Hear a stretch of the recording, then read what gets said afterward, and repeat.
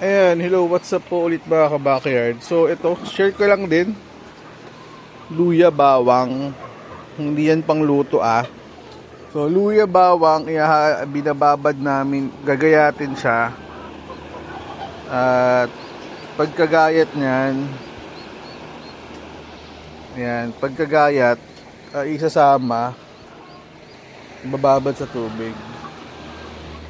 Yan din yung ano namin, additional vitamins. And bukod dito sa mga vitamins na meron tayo, ayan, yung Egg 1000, Vitamin Pro. Bukod sa mga yan, ito, nagbibigay din ako nito. Nagawa ko dyan, didikdikin ko siya. Ayan, oh. Didikdikin ko yan. Para yan sa mga ano, para maiwasan yung deformation ng itlog. So parang ganito. Ayan, nakalimutan ko palang ibaba to. So para maiwasan natin yung ganyan, saka yung maninipis, kaya nabasag.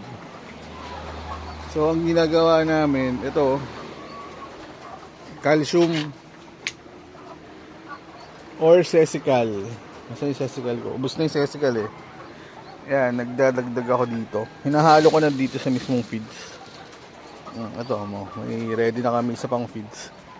So, nung nag-compute kami, share ko lang din ah. So, dito sa dalawang ano namin, dalawang set, bali 4 na set.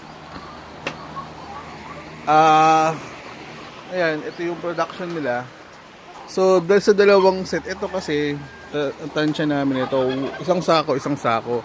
So, technically, dalawang sako sila. So, ito, nakaantabay na to. Paubos na. So, panghapunan na to. Pag may nagkulang, dito kukuha. So, technically, 2 sacks ang nagagamit natin dito. Tapos, plus vitamin. So, ipeg nyo na lang ng mag-ano kayo na ang farm gate price ng itlog nyo is 180. So, 180 per tray times, sabihin nyo na 5. Kasi ito, alanganin, no? Sabihin mo ng 5 trays per day sa ganitong setup. So, technically 180 times 5 para 900 yata. 900 siya. Tama. Tapos 900 per day minus 3,000 sa sa my feeds. Ano ko din dito kung ano-ano 'yon. So, yun lang, 1,500 sa feeds namin. Yun yung price ng feeds dito sa amin. 1,500. Tapos minus dalawang sako 'yon.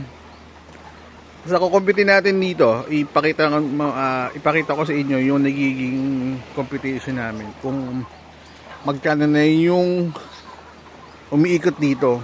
So, dahil sa production yon, so dapat maibenta mo talaga tong mga to.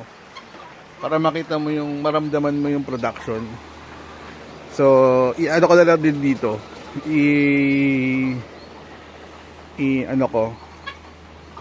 I-post ko or igawa ko ng separate video kung magkano na yung kung kumikita ba ang ganitong setup.